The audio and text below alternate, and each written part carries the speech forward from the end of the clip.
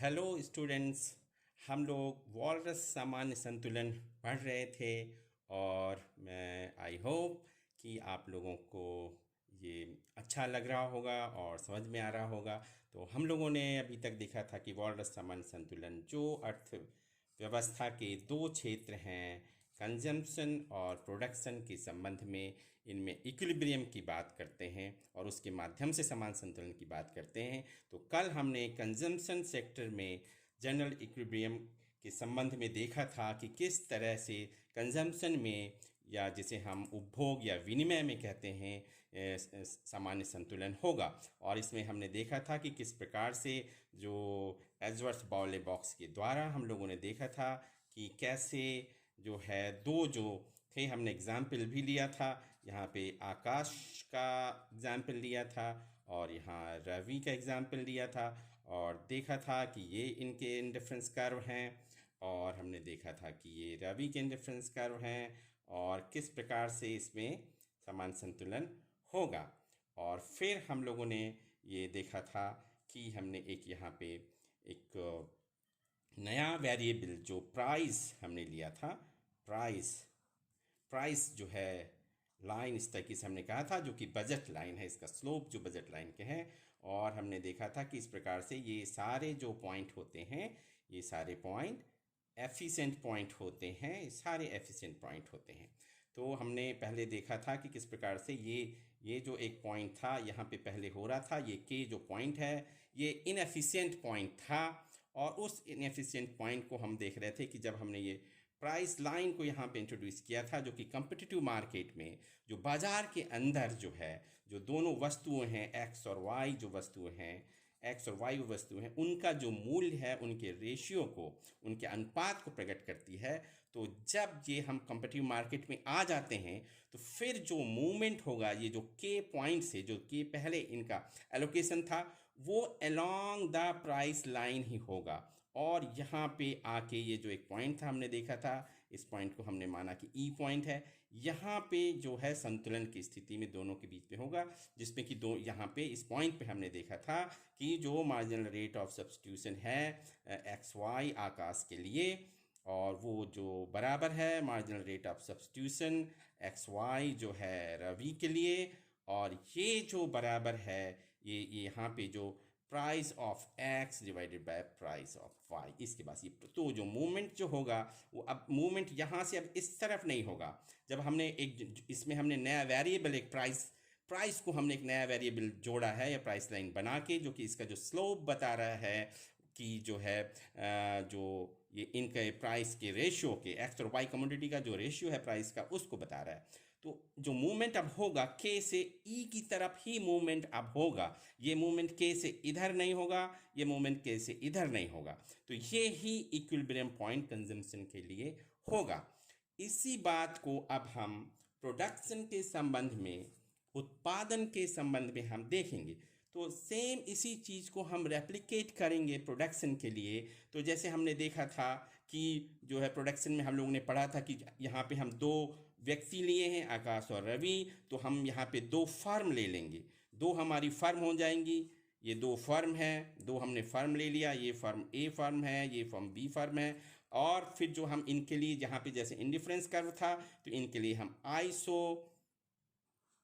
Isoquant सम उत्पाद वक्र, ये ए के लिए सम उत्पाद वक्र होगा। ये जो है यहाँ पे हम देंगे, यहाँ पे जैसे वस्तु थी यहाँ पे एक्स और वाई, तो यहाँ पे दो साधन हो जाएंगे, लेबर और कैपिटल।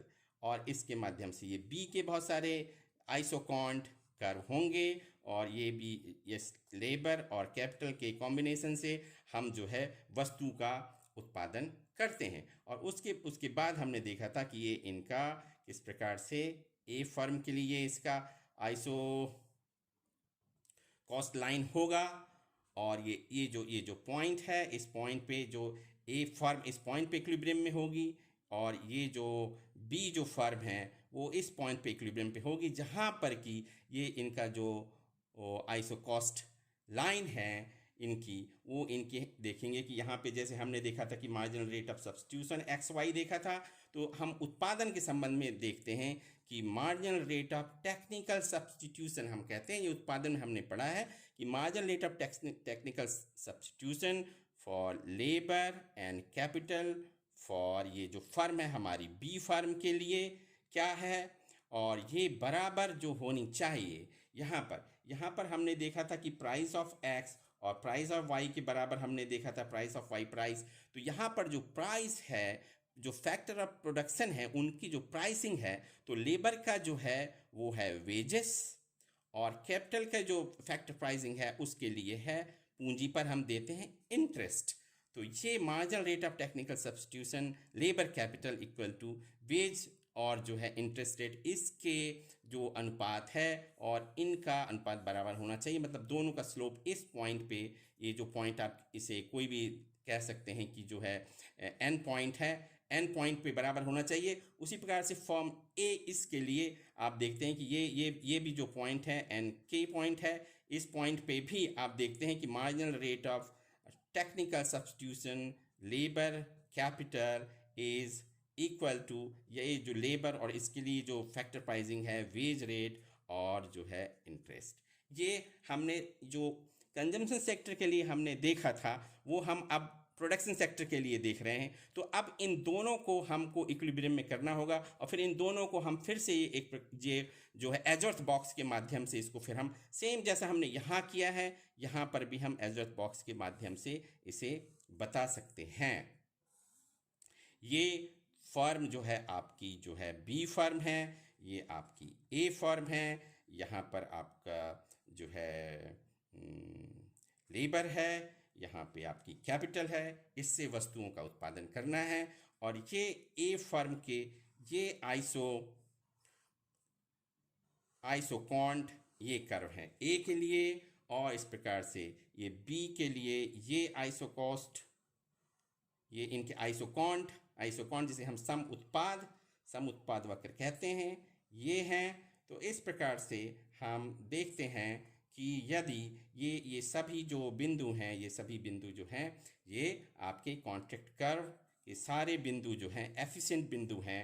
ये सारे बिंदु जैसे यहाँ पे कॉन्ट्रैक्ट कर्व के सारे एफिशिएंट बिंदु थे, और ये सारे बिंदु जो है परेटो ऑप्टिमम कहलाते हैं। यहाँ पर भी प्रोडक्शन के लिए जहाँ पे इन दोनों की जो है marginal rate of technical substitution बराबर है, इन दोनों की फर्म ए और फर्म बी की बराबर है, ये हम यहाँ पर ये एफिशिएंट पॉइंट होते हैं। तो यदि यहाँ पर भी यदि आप देखें जिस प्रकार से सेम ये जो कंजम्पशन के लिए था ये हमने एज वेल देखा था, सेम चीज़ हम प्रोडक्शन के लिए देख रहे हैं। यहाँ पे दो वस्तु थी, यहाँ पे हमने दो साधन ले लिया है, कैपिटल और लेबर, ये लेबर और कैपिटल ले लिया है। यहाँ पे दो वस्तुओं का वितरण हो रहा था, यहाँ पे इनके माध्यम से ये हमने जो इंडिफरेंस कर्व लिया था, यहाँ पे आपका समुत्पाद वक्र हो गया।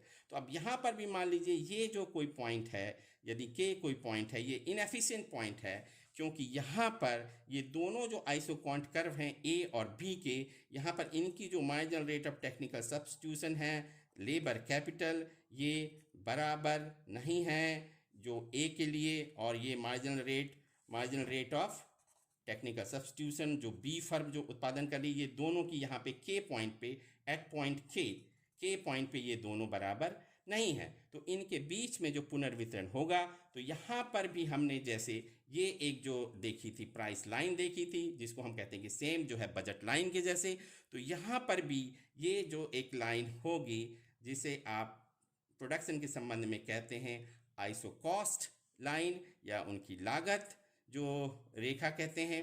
तो ए अलोंग दिस आइसोकॉस्ट जो लाइन है, इस पे जो है मूवमेंट होगा, और ये जो पॉइंट आएगा ये एक जो है जिस पॉइंट को आप कहें, कोई भी पॉइंट इसे आप नाम दे सकते हैं, कोई पॉइंट आपने इसे नाम दे दिया ओ पॉइंट। तो जिस प्रकार से यहाँ पे संतुलन हुआ था, तो उसी प्रकार से प्रोडक्शन में भी यहाँ पे संतुलन हो जाएगा। तो अब हमारे पास दो बातें हैं। पहला हमने प्रोडक्शन में देखा था कि marginal rate of substitution X Y और marginal rate of substitution X Y जो है फॉर जो है इसके लिए आकाश के लिए एक व्यक्ति के लिए is equal to marginal rate of substitution X Y for Ravi के लिए is equal to price of X बटे प्राइस ऑफ वाई। ये आपका फर्स्ट फर्स्ट इक्वेशन था। उसी प्रकार से प्रोडक्शन के लिए क्या हो जाएगा, अब इस पॉइंट पे बराबर है, इस पॉइंट पे आपका हो जाएगा कि marginal rate of technical substitution labour capital for firm, इस फर्म के लिए, ए फर्म के लिए, equal to marginal rate of technical substitution labour capital B firm के लिए, इक्वल टू ये इनका जो जो वेज रेट है, वेज और इंटरेस्ट रेट। तो ये आपकी इक्वेशन हो गई सेकंड।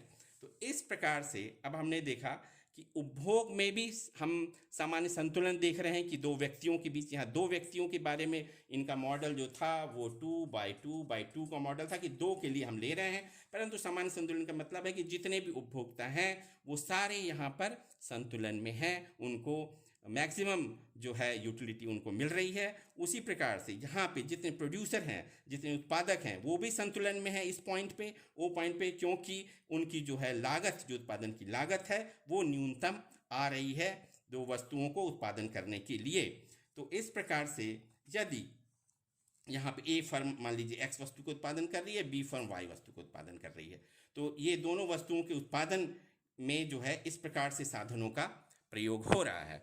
अब हम देखेंगे, अब हमें क्या करना है कि ये दोनों आ गया, हमने उपभोग में भी देख लिया सामान्य संतुलन, हमने उत्पादन में भी सामान्य संतुलन देख लिया। अब हम इन दोनों को, उत्पादन और उपभोग ज्वाइंटली किस प्रकार से सामान्य संतुलन होगा, किस प्रकार से इनके बीच में इक्विलिब्रियम होगा, इन दोनों के बीच में, वो चीज़ हम देखेंगे।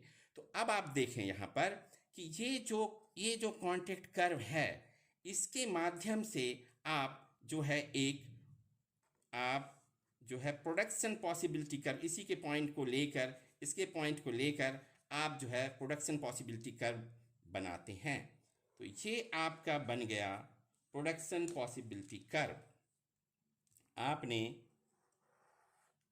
इसी से प्रोडक्शन पॉसिबिलिटी कर्व बनाया। ये प्रोडक्शन पॉसिबिलिटी कर्व दो वस्तुएं x और y, दो वस्तुओं के उत्पादन को बता रहा है। इसके आप जानते हैं कि इसका प्रत्येक जो पॉइंट है ये परेटो ऑप्टिमम पॉइंट है, ये एफिशिएंट प्रोडक्शन को बताता है, प्रोडक्शन के लेवल को बताता है। और इसके नीचे यदि कोई पॉइंट है, सपोज जैसे यहाँ ये जो k था, तो ये k पॉइंट यहाँ पर है, ये इनएफिशिएंट पॉइंट है, यहाँ पे अभी एफिशिएंट प्रोडक्शन नहीं हो रहा है, ये इसको जो है इस पॉइंट तक आना है, ये इस बताता है डायरेक्शन की कहाँ इकोनॉमी की डायरेक्शन होना चाहिए।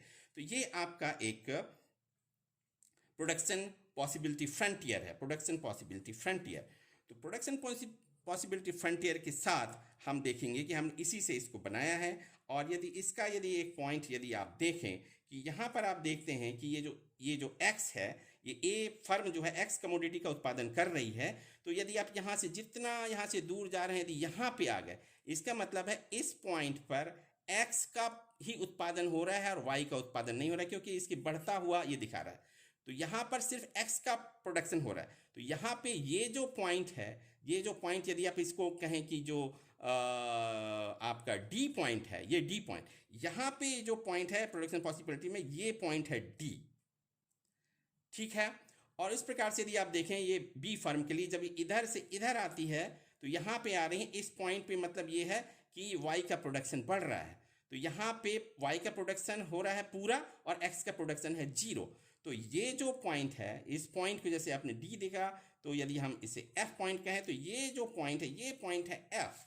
यहाँ पे Y का सिर्फ प्रोडक्शन हो रहा है, X का प्रोडक्शन 0 है। इस पॉइंट पे सिर्फ X का प्रोडक्शन हो रहा है, Y का प्रोडक्शन 0 है। तो इसी से हम ये प्रोडक्शन पॉसिबिलिटी फ्रंटियर को डिराइव करते हैं। अब हम देखेंगे कि ये एक जो है पूरे समाज का आपका इंडिफरेंस कर्व है, सोसाइटी का इंडिफरेंस कर्व है, जो कि इस पॉइंट पे इससे टेंजेंट है, इस पॉइंट पे। और आप जानते हैं कि जो इंडिफरेंस कर्व है, इसके साथ साथ इसके लिए जो है इसकी जो बजट लाइन जिसे हम कहें, या जो प्राइस लाइन है, इसके भी ये इस पॉइंट पे टेंजेंट होगा। तो ये जो सोसाइटी का इंडिफरेंस कर्व है और ये इसके जो बजट लाइन है, ये जिसका जो प्राइस लाइन है, ये दोनों बराबर है। मतलब marginal rate of substitution of X Y is equal to price of X upon price of Y. ये हो गया एक बात।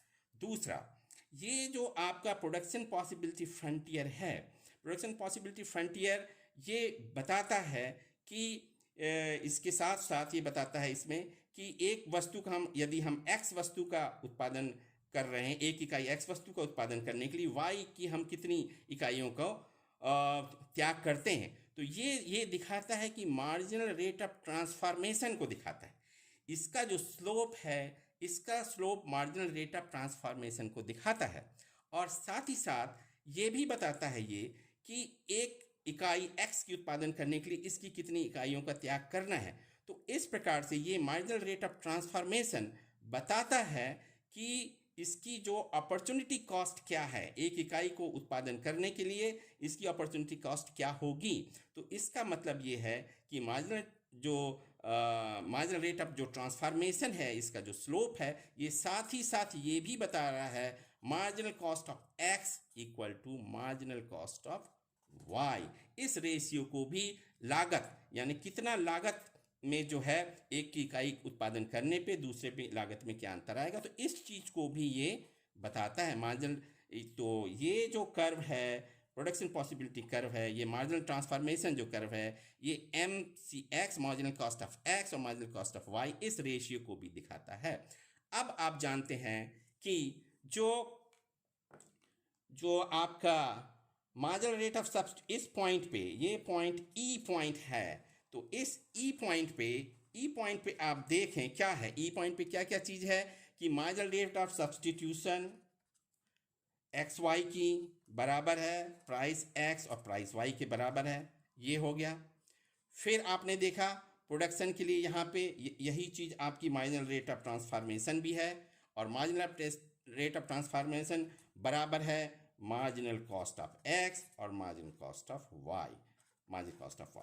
तो ये जो है ये कंजम्पशन के लिए और ये प्रोडक्शन, ये कंजम्पशन और प्रोडक्शन, इन दोनों को यहाँ आपने इस पॉइंट पे लिंक कर दिया है। और आप जानते हैं कि परफेक्ट जो कंपटीशन होता है, पूर्ण प्रतियोगिता के अंतर्गत आप जानते हैं कि price of x upon price of y जो है, आप किसी जो है ये बराबर होता है इनके marginal cost of x upon marginal cost of y, ये भी बराबर होता है। तो ये आपस में, ये उपभोग क्षेत्र, ये जो है उत्पादन का क्षेत्र, ये उपभोक्ता की जो है मार्जिनल रेट ऑफ सब्स्टिट्यूशन, और ये मार्जिनल रेट ऑफ ट्रांसफॉर्मेशन उत्पादन के लिए। तो ये पूरी कंडीशन जो है हम देख रहे हैं उपभोग और उत्पादन के लिए, हमने इसको एक साथ लिंक कर दिया। ये आपका थर्ड इक्वेशन आ गया। फर्स्ट इक्वेशन आपका उपभोग के लिए था, सेकंड आपका उत्पादन के लिए था, और यहाँ पर हमने उपभोग और उत्पादन दोनों को एक साथ रख के बताया है कि किस प्रकार से अर्थव्यवस्था जो है संतुलन पे है। तो ये जो मॉडल है हमने यहाँ पे 2x2x2 के लिए लिया है कि मतलब पूरी अर्थव्यवस्था, जितनी वस्तुओं का उत्पादन हो रहा है उतनी वस्तुओं का उत्पादन जो है सभी लोग उसको उपभोग कर ले रहे हैं, और उनकी जो उन वस्तुओं को बनाने की जो लागत आ रही है, उनकी जो लागत है मार्जिनल कॉस्ट जो आ रही है, और उनकी जो है कीमत है, कीमत के बराबर है। यही पूर्ण प्रतियोगिता की आप विशेषताएं आप पढ़ते हैं कि वहाँ पे प्राइस जो है वो मार्जिनल कॉस्ट के बराबर होता है। तो इस प्रकार से जो पूरी इकोनॉमी है, पूरी इकोनॉमी जो है संतुलन में है, संतुलन में है। जितना उत्पादन हो रहा है उतना कंज्यूम हो जा रहा है, और जितनी लागत आ रही है वही उसकी प्राइस भी है। तो इस प्रकार से वॉलरस ने अपने जो है सामान्य संतुलन को बताया कि किस तरीके से आप उपभोग और उत्पादन में संतुलन, पहले उपभोग में संतुलन होना चाहिए, फिर उत्पादन में संतुलन होना चाहिए, और फिर उन दोनों को, उपभोग और उत्पादन को हम यहाँ पे आपस में जो है इंटरलिंक करके बताते हैं कि पूरी अर्थव्यवस्था किस प्रकार से संतुलन में होगी। तो होप ये जो है आपको अच्छा लगा होगा, और ये बहुत इंटरेस्टिंग है, ये बहुत इंटरेस्टिंग है इसको, क्योंकि इसके बहुत सारे इम्प्लीकेशन है। ये बहुत इंपॉर्टेंट कंसेप्ट भी है, सामान्य संतुलन का concept. So thank you very much.